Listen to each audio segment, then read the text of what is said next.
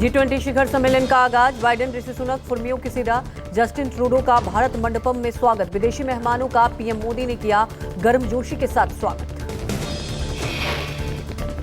PM Modi ने भारत मंडपम में Joe Biden का किया वेलकम। पीएम मोदी ने बाइडेन को कोणार्क से सूर्य चक्र के बारे में जानकारी दी। चीन के पीएम और रूस के विदेश मंत्री सरगेई लावरोव का पीएम मोदी ने किया स्वागत। सऊदी अरब के क्राउन प्रिंस और प्रधानमंत्री मोहम्मद बिन सलमान का भी पीएम ने किया स्वागत। विदेशी मेहमानों का गवाह बन रहा है Bharat Mandapam. German chancellor Olaf Scholz, Italy के प्रधानमंत्री जॉर्जिया मेलोनी, जापान के प्रधानमंत्री फुर्मियो किसीडा पहुंचे भारत मंडपम। पीएम ने किया स्वागत।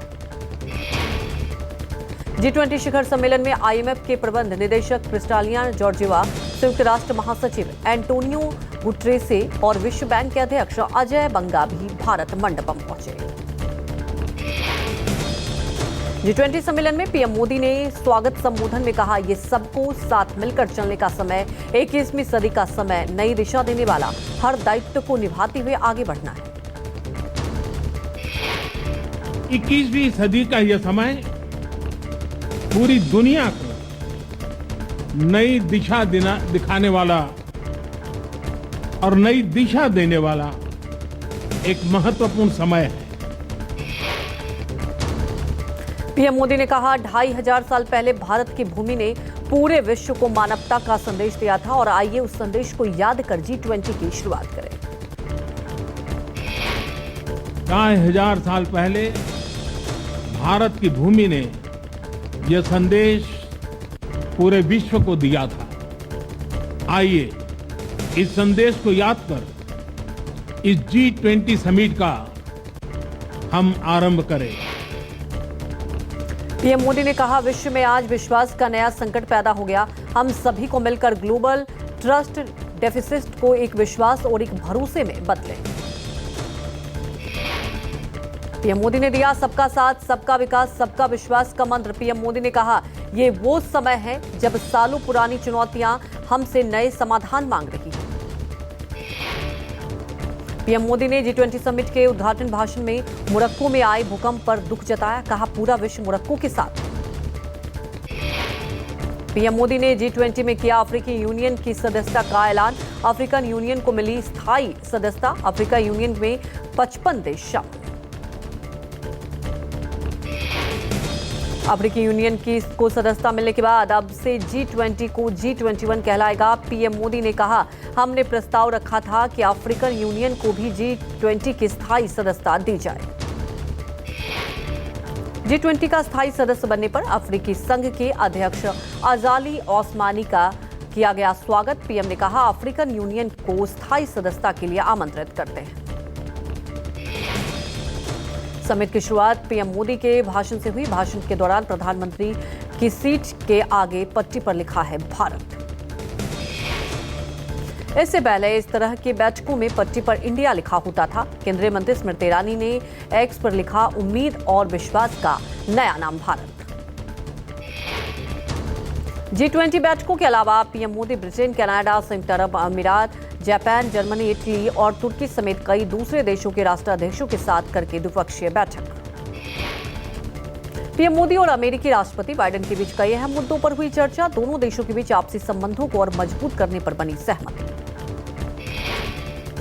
राष्ट्रपति बाइडेन ने अमेरिका से 31 ड्रोन खरीदने का फैसला का किया स्वागत। दोनों देशों के बीच आर्थिक सहयोग बढ़ाने पर सहमति। चंद्रयान 3 की सफलता के लिए अमेरिकी प्रेसिडेंट ने इसरो को दी बधाई।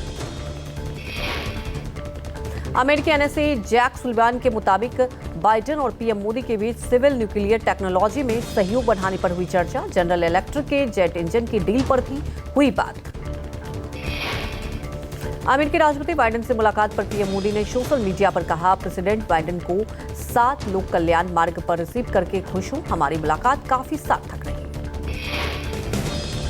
पीएम मोदी और प्रेसिडेंट बाइडेन ने दिया भरोसा, ग्लोबली सेमीकंडक्टर सप्लाई चेन के लिए मिलजुल कर काम करेंगे। भारत और अमेरिका रक्षा संबंध को नई ऊंचाई पर ले जाने पर हुई चर्चा। मॉरिशस के पीएम प्रविंद जगन्नाथ ने के साथ पीएम मोदी ने द्विपक्षीय वार्ता की। प्रधानमंत्री मोदी और मॉरिशस पीएम के बीच कई द्विपक्षीय सहित वैश्विक मुद्दों पर हुई बातचीत।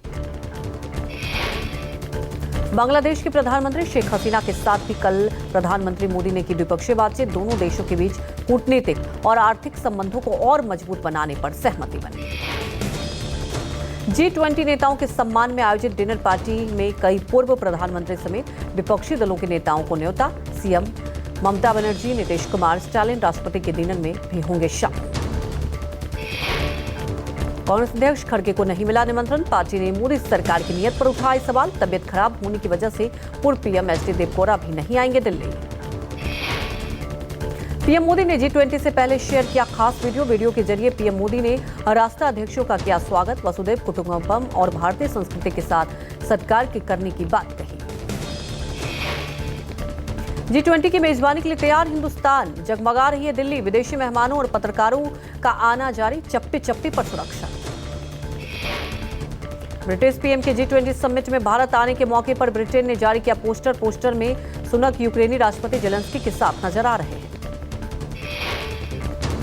पीपुल्स रिपब्लिकन ऑफ चाइना के प्रधानमंत्री ली किंगयांग G20 शिखर सम्मेलन के लिए दिल्ली पहुंचे। केंद्रीय मंत्री जनरल वीके सिंह ने किया चीनी पीएम का स्वागत। G20 के लिए प्रेसिडेंट ऑफ भारत के नाम से डिनर का न्योता दिया गया। देश के बड़े बिजनेसमैन, अभिनेताओं और अलग अलग क्षेत्रों के दिग्गजों और विपक्ष के कई बड़े नेताओं को बुलाया गया। मेहमानों की लिस्ट में सभी सचिव और अन्य विशिष्ट अतिथि, जिनमें बड़े उद्योगपति भी शामिल हैं। बिग बी और मुकेश अंबानी को भी डिनर में आमंत्रित किया गया। दिल्ली में सुरक्षा के चाक चौबंद इंतजाम। 50,000 से अधिक सुरक्षाकर्मी, डॉग स्क्वाड और घुड़सवार तैनात। दिल्ली को जमीन से लेकर आसमान तक अवैध किले में बदला गया। सुरक्षा के मद्देनजर शुक्रवार से 10 सितंबर तक दिल्ली के स्कूल, कॉलेज और सरकारी दफ्तर बंद। कई रास्ते डायवर्ट किए गए। G20 के मुख्य समन्वय हर्षवर्धन श्रृंगला भारत मंडपम में प्रदर्शनी केंद्र पहुंचे। प्रदर्शनी में 30 राज्य और केंद्र शासित प्रदेशों के उत्पाद प्रदर्शित भी किए गए।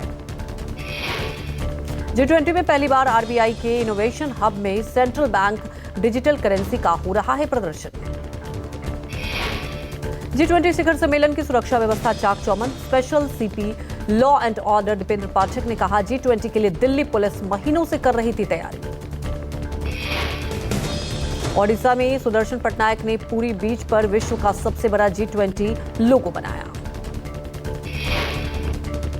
सैंड आर्टिस्ट सुदर्शन पटनायक ने छात्रों के साथ मिलकर G20 शिखर सम्मेलन का लोगो बनाया। आंध्र प्रदेश के पूर्व सीएम एन चंद्रबाबू नायडू हुए गिरफ्तार। स्किल डेवलपमेंट स्कैम मामले में हुई गिरफ्तारी। सुबह 6 बजे नंदियाल के से चंद्रबाबू नायडू की हुई गिरफ्तारी। सीआईडी ने नायडू के खिलाफ जारी किया था गैर जमानती वारंट। पुलिस ने नायडू के बेटे नारा लोकेश को भी पूर्वी गोदावरी से हिरासत में लिया। 2021 में नायडू के खिलाफ दर्ज किया गया था मामला। मामले में 25 लोगों को बनाया गया था आरोपी। बुधवार में नारा लोकेश को हिरासत में लेने पहुंची पुलिस को टीडीपी समर्थकों ने घेरा। नारा लोकेश ने टीडीपी कार्यकर्ताओं के साथ सड़क पर धरना प्रदर्शन किया। मोरक्को में भूकंप ने मचाई है भारी तबाही। रिएक्टर स्केल पर 6.8 तीव्रता मापी गई। मरने वालों की संख्या में लगातार इजाफा हो रहा है। मोरक्को के रावत से मार्केज तक भूकंप में सब तबाही। रात के 11:11 पर महसूस किए गए भूकंप के झटके। भूकंप के झटके की वजह से संकरी गलियों में बिखरा मिला मलबा। लोगों के घरों के सामान अलमारियों से गिरा हुआ मिला। यूएस ज्योपुलिस सर्वे में भूकंप से हुई मौतों के लिए येलो अलर्ट जारी किया गया। कहा, क्षेत्र की आबादी वैसे इलाकों में रहती है जो भूकंप के झटकों के प्रति अत्यधिक संवेदनशील है। मोरक्को में भूकंप के मौत पर पीएम मोदी ने जताया दुख। कहा, दुख की घड़ी में मोरक्को के लोगों के साथ और संवेदनाएं।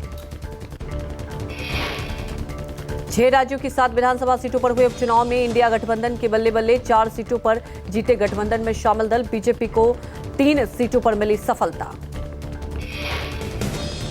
यूपी की घोसी सीट छोड़ 7 सीटों पर हुए उपचुनाव में मौजूदा सरकारों का दिखा दबदबा। घोसी को छोड़कर हर सीट पर वही दल जीता जिसके राज्य में सरकार है। यूपी के मऊ में घोसी विधानसभा उपचुनाव में समाजवादी पार्टी की शानदार जीत। सपा उम्मीदवार सुधाकर सिंह ने बीजेपी के दारा सिंह चौहान को लगभग 50,000 वोटों से हराया। घोसी जीत से सपा गदगद। सपा अध्यक्ष अखिलेश यादव ने ट्वीट कर कहा, घोसी की जनता ने बीजेपी को 50,000 ही पछाड़ दी है और ये बीजेपी की राजनीतिक ही नहीं नैतिक हार है।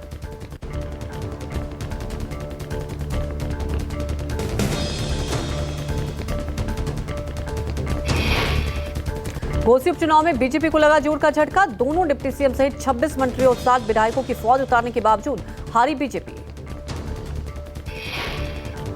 मऊ की घोसी सीट पर जीत दर्ज करने वाली समाजवादी पार्टी ने इसे इंडिया गठबंधन की जीत बताया है। झारखंड में गिरिडीह जिले की डुमरी सीट पर हुए उपचुनाव में जेएमएम उम्मीदवार बेबी देवी ने जीत दर्ज की है। राजस्थान कांग्रेस चुनाव समिति की आज अहम बैठक। सीएम गहलोत, पार्टी अध्यक्ष डूडसरा और प्रदेश पार्टी प्रभारी रंधावा की मौजूदगी में पार्टी वॉर रूम में हुई बैठक। मध्य प्रदेश विधानसभा चुनाव के लिए आम आदमी पार्टी ने 10 उम्मीदवारों की पहली सूची जारी की है। बेंगलुरु चेन्नई एक्सप्रेस जल्द होगा शुरू। सड़क परिवहन मंत्री नितिन गडकरी ने कहा, बेंगलुरु चेन्नई एक्सप्रेस हाईवे इस साल के अंत तक हो जाएगा चालू। गडकरी ने कहा, देश भर में बड़े पैमाने पर बुनियादी ढांचे का निर्माण जारी है। देश में इलेक्ट्रिक बसों की बहुत जरूरत। गडकरी बोले, हम अच्छी सड़कें बना रहे हैं और हर क्षेत्र में लग्जरी बसें और स्लीपर कोच जल्द कर सकते हैं लॉन्च। मुरैना के जौरा में जोरदार बारिश के बीच सीएम शिवराज सिंह चौहान ने जनसभा को संबोधित किया। सीएम शिवराज को जनता ने भी भीगते हुए बारिश में पूरे जोश के साथ सुना। मुख्यमंत्री ने कहा, मेरी जनता भीग रही है तो मैं भी भीगते हुए सभा करूंगा और भाषण दूंगा। मौसम ने एक बार फिर ली करवट। दिल्ली एनसीआर में हुई बरसात, मौसम हुआ सुहाना। उत्तराखंड में आज भारी बारिश के आसार। मौसम विभाग ने राज्य के लिए बारिश का अलर्ट जारी किया। पूर्वी उत्तर प्रदेश में 2 दिन का भारी बारिश का अलर्ट। मौसम विभाग ने आज और कल के लिए दी बारिश की चेतावनी।